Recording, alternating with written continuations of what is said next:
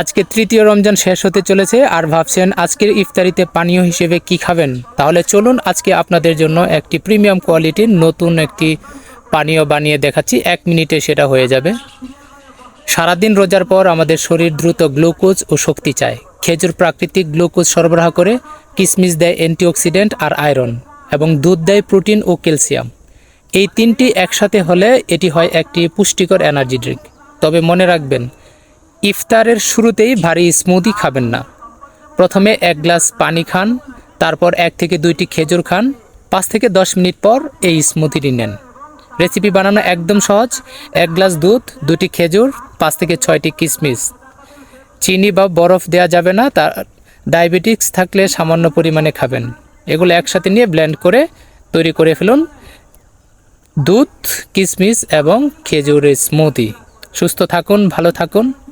মুফাজ্জল মায়া organic স্বাস্থ্যসেবা ও পরামর্শ কেন্দ্র এর সাথে থাকুন। ধন্যবাদ সবাইকে। দেখা হচ্ছে আগামীকাল অন্য কোনো পানীয় নিয়ে। সে পর্যন্ত সবাই সুস্থ থাকুন।